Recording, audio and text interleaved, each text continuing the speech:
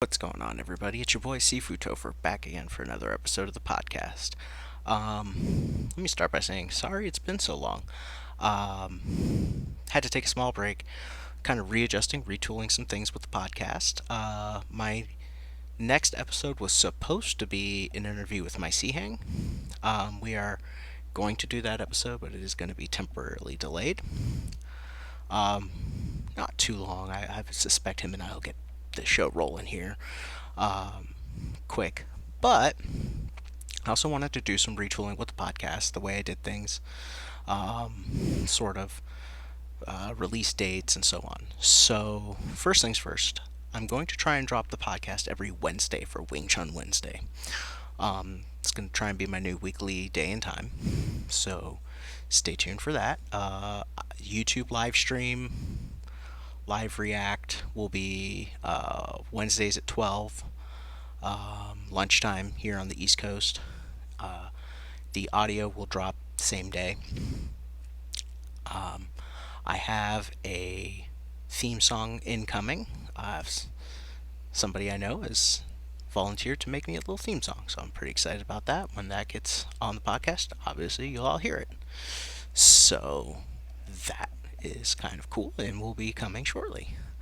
For those who are in the area, obviously, and who are interested in training with me, feel free to reach out in the DMs. Let me know. I'd be more than glad to set something up for you. I have weekly classes Tuesdays and Thursdays, and private lessons are always available. Just look up Wing Chun SRQ. That's me. Next, I want to give a quick shout out to my boy Sifu Jose over at Western Lotus Athletics. I am rocking their I Love Wing Chun hat right now. This slick little hat's available on their website. You can pop over there and pick that up, along with some other sweet swag that they have on there, such as their Wing Chun Clan t-shirt. So again, shout out to my boy Sifu Jose, Andrew Lynn, and of course Chris Beery Beery Beery. Don't worry, Chris. Karen says hi. Kind of also trying to move around with my location. I got a new setup for the podcast, so we're going to see how this does audio wise. If talking straight into this mic works. Kind of no feedback or anything in the room I'm in. Plus, I got the posters and the movie collection behind me, along with some Dragon Ball. Can't go wrong with Dragon Ball. So we'll go ahead and we'll try this location out and see how it does for the podcast. So let's go ahead and get into it. We'll have another kind of short, sweet topic for us this week. And it stems from a greater conversation that's going on. I posed a question on the Kung Fu Genius podcast, and Sifu Alex is kind enough to answer it. He'll be answering it in a few weeks. He's forewarned me. But it stems to a greater kind of issue in not just Wing Chun, but Kung Fu in general. But I'm only going to speak to the Wing Chun issue. And my issue, the question that had been posed was, I had been on a Reddit forum, and somebody had simply asked like a innocent question about like ranking systems or something. The person was just looking to implement a ranking system, and it devolved quickly. The question I had posed, of course, to Sifu Alex was, he runs a phenomenal school that has a great ranking system and way of measuring and testing their students for knowledge acquisition and so on and so forth. So I figured he'd be a much better person than me to answer that part of the question.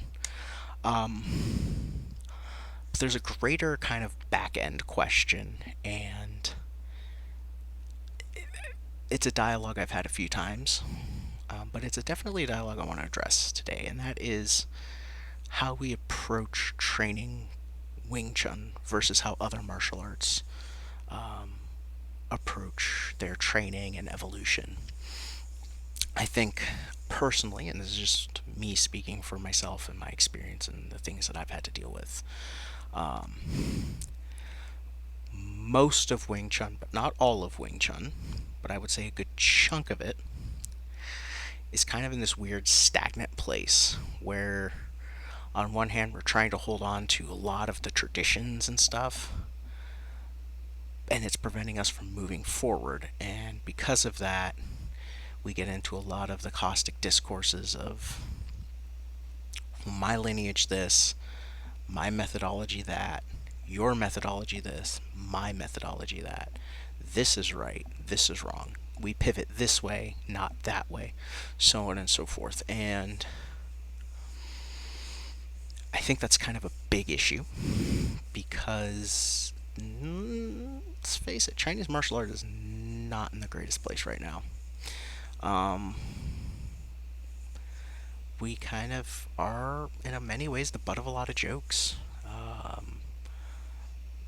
We have a lot of people who are making tall claims but not able to deliver, and misrepresenting or misunderstanding some of the older principles and things like that from the older text.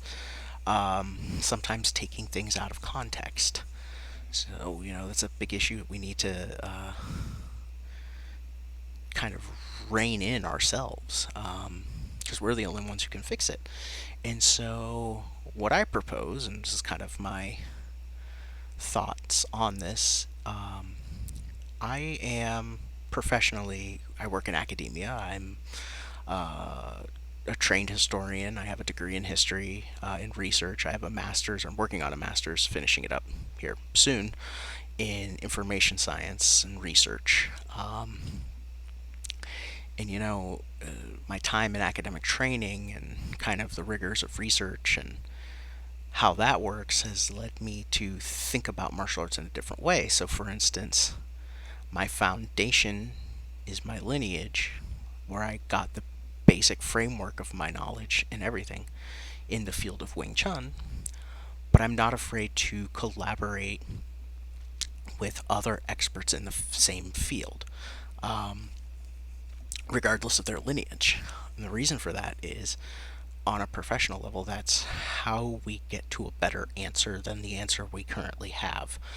This is very much kind of falling in line with scientific method. I have a thesis, I'm going to test the thesis, I'm going to prove or disprove said thesis. I think we are better served by looking at Wing Chun and saying, this is the framework of the system. How does he do it? How does she do it? How do they do it? How can I do it better? Am I doing it the best way? And should I be sharing that? So kind of taking into account like a more academic approach to it,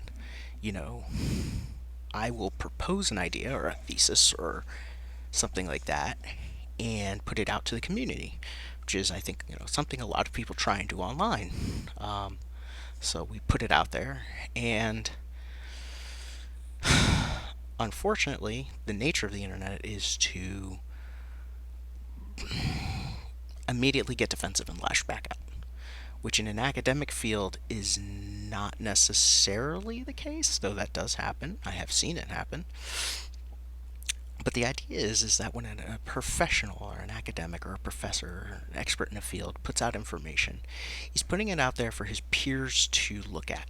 And given oftentimes whatever has been put out has already been peer reviewed, but now is going out to the masses for essentially the show, in which case that person will then get a ton of feedback. More importantly, that is when another professional can also write a counterpoint, or maybe if they disagree, can write a well thought out counterpoint explaining, this is what you said, and this is why I disagree, and here are my sources and reasonings for why I disagree.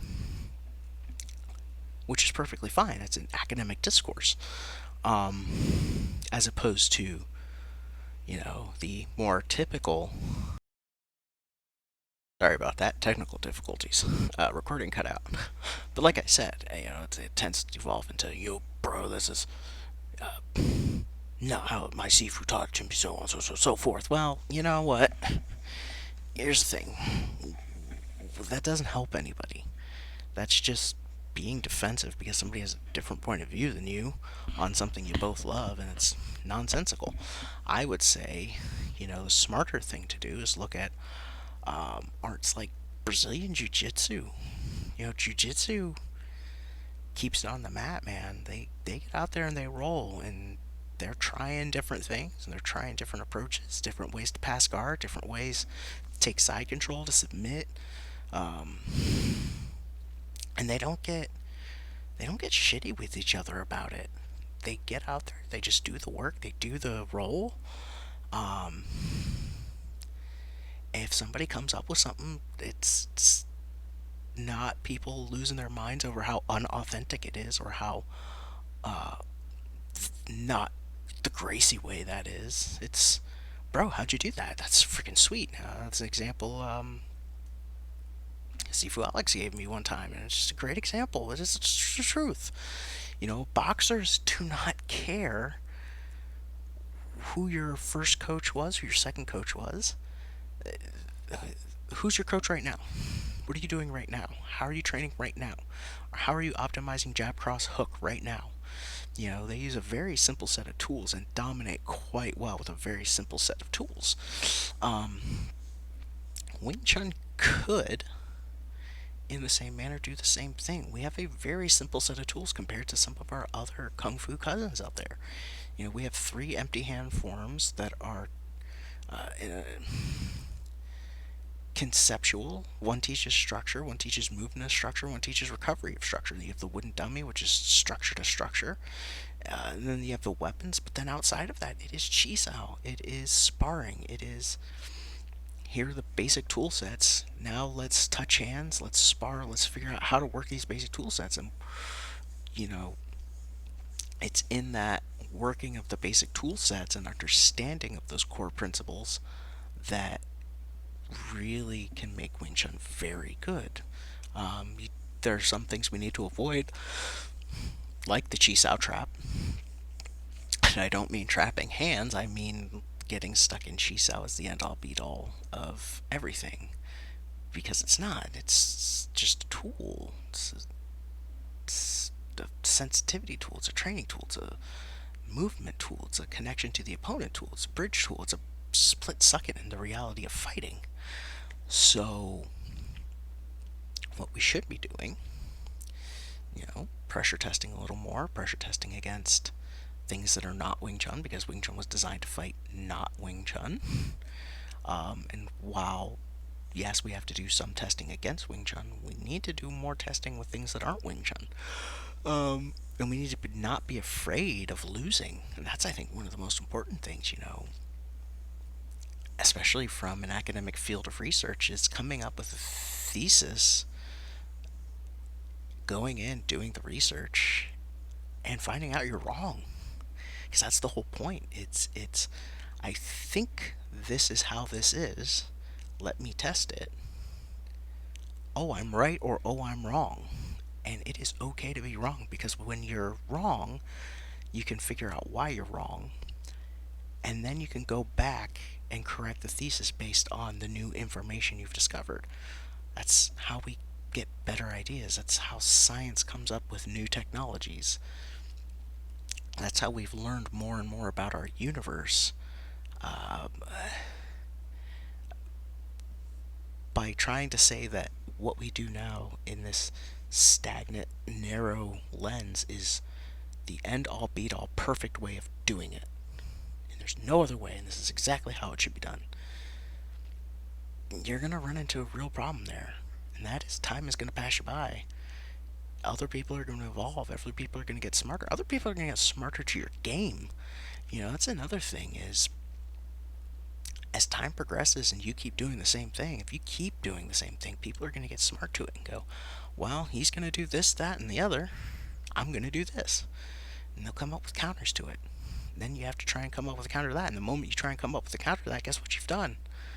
You stepped outside your box. You accept it. Accept the reality is that no, we're not preserving museum pieces, no matter how much we'd like to believe we are, how much we'd like to say my way is the pure way. No, it's not. Never has been, never will be. It has changed, and it will change because you are a unique and different person who's having different experiences that are tweaking your theory and hypothesis, and so on and so forth, as you continue to experiment and grow with this thing we call Wing Chun. This is how it has to be. There's no other way to do it. There's no other way of getting around it.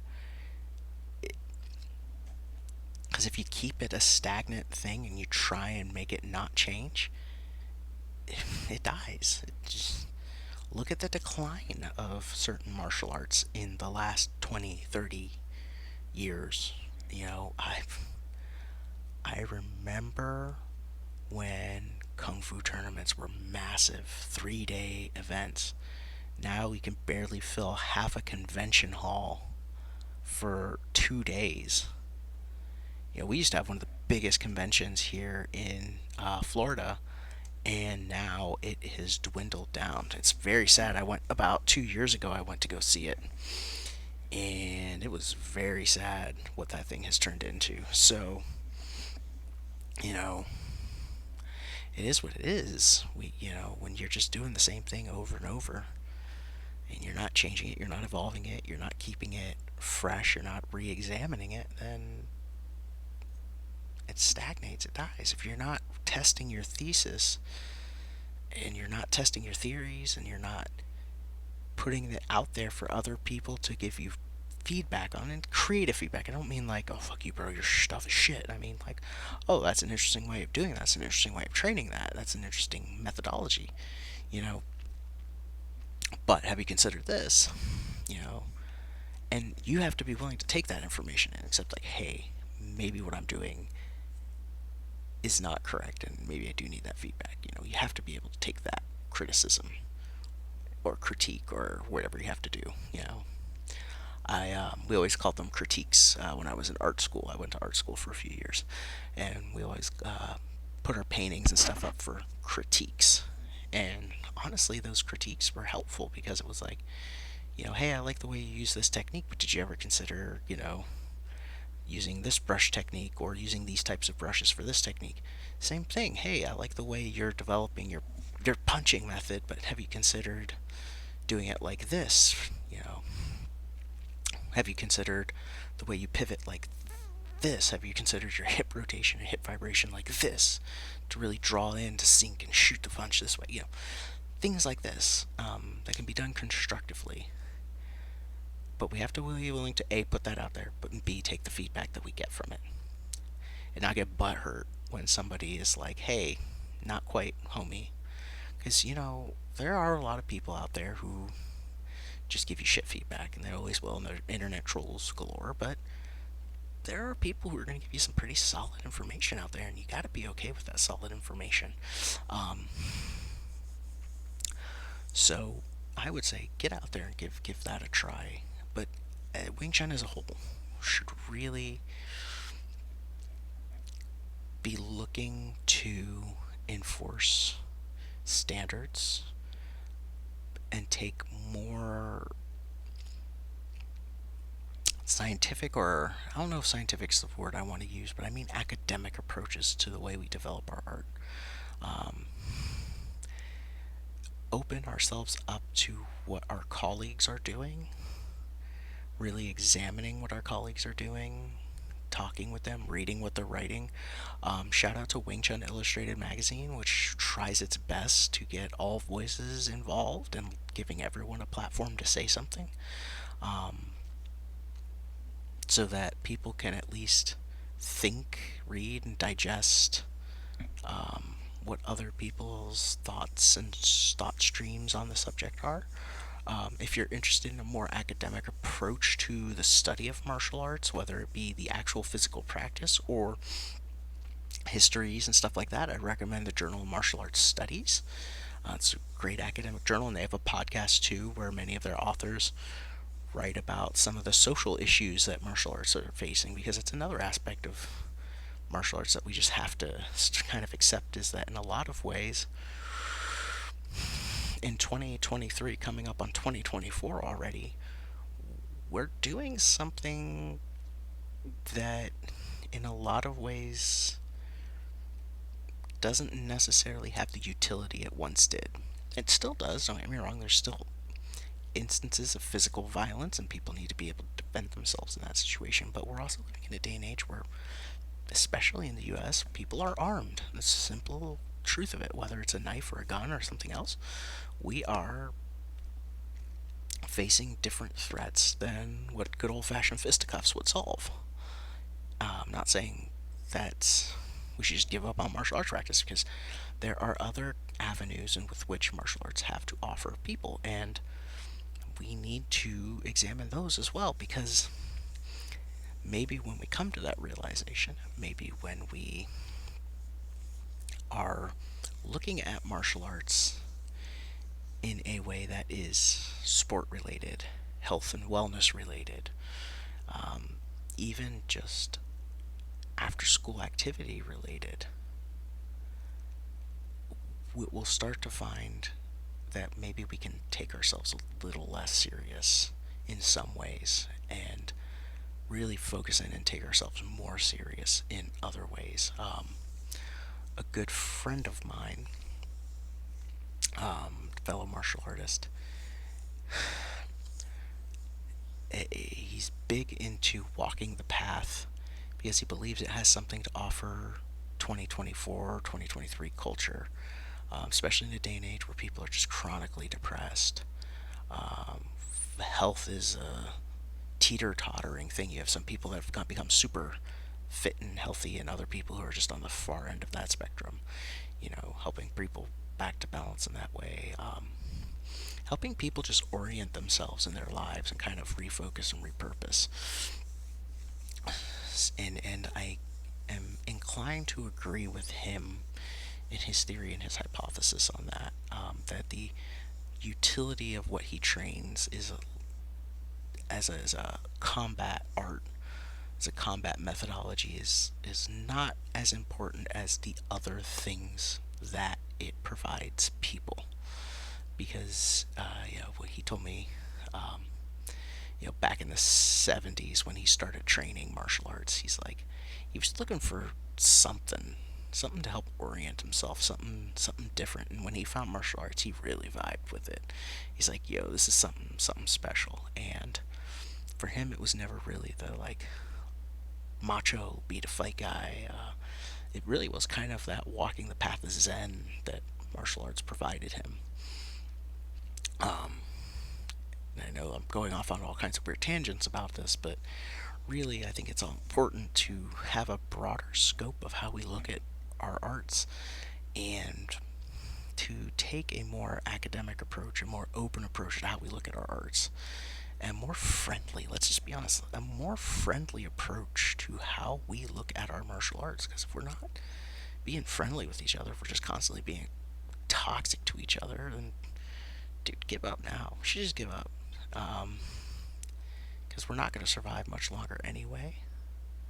If that's how we're going to be, if we figure out how to be friendly with each other, if we figure out how to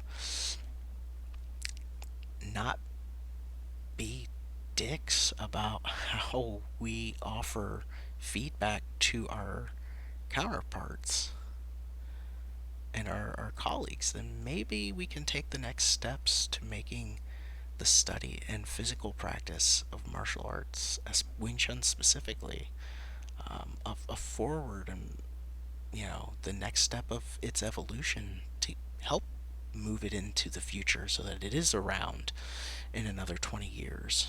And that it is a well developed self defense system that others can utilize, that has been continually updated and optimized for the 21st century, that is able to be passed down in a comprehensive manner to anybody who wants to pick it up. That's another thing that a lot of traditional arts lack, is a comprehensive syllabus of what people need to learn to be proficient at it. So the more we can develop those for people to learn, the better off we're going to be. Regardless of if you need a ranking system, I would say at the very least a syllabi of what you teach and why you teach it, and why students need to know it, is another great thing we can take from academic practice and put forward for the betterment of our students and for the betterment of Wing Chun into the future. Um, so, for those of you who tuned into my rambling again today, I just want to say thanks. Thanks for putting up with me and putting up with my thought stream of nonsense. Uh, if you are interested in having me talk about something, maybe some of the stuff you see on the shelf over here, or maybe there's something in the martial arts you just want to pick my brain about here on the podcast, feel free. I'll be more than glad to answer any questions on here. Um, that's where I'm at with things. And don't get me wrong, this is not me trying to slight a lineage or slight the idea of lineage. I still think that my lineage is the best. No, I'm just joshing around. But I do think that when you have a lineage is a great foundation. Your lineage is the foundation of what you do. And when you become knowledgeable, steadfast in it, you've thoroughly learned it, you can then move on and look at what other people are doing and have actual dialogues and discourses with people about the art. So, for instance, I think a lot of the kind of defensiveness is people who are not well founded in their own lineage. Um, they maybe were rushed through or didn't quite learn everything and are very insecure about what they did learn. And so when somebody goes to say, "Hey, can I give you some feedback?" and they get very defensive about it, especially online, it might just be due to insecurity about them not feeling completely founded and understood, and that's kind of an important thing that I want to bring up. And again, why a syllabi and standards and curriculum are important to the approach of teaching martial arts, because it helps ensure that our students are well founded in what we've taught them, so that when they go out into the world and are confronted with a differing opinion, they can examine what they know, examine what's being presented to them, and have that discourse of, well, this is why I do it this way. I see why you do it that way. And then maybe we can discover, hey, maybe that way is more optimized for somebody else. And again, as much as I say that, yes, martial arts are an individualistic journey of self-discovery, self-growth, so on and so forth. Everyone will tweak things slightly their way. And that's okay too. Because at the end of the day, we should also be able to go, yes, this is the theory, this is the methodology, this is what we say we do in our lineage, and this is why I don't do it that way. And this is why I maybe open my stance a little bit different, or this is why I punch the way I do, or I bongs out the way I do, or I pivot the way I do. This is why I changed what my Sifu taught me. You need to be able to be open and honest about that too, because that is, again, part of the whole journey of self-discovery and change and whatnot. Anyway, I think I've rambled on long enough for all of you today. Thanks again for putting up with me, and I hope you all have a wonderful, wonderful week of training ahead of you.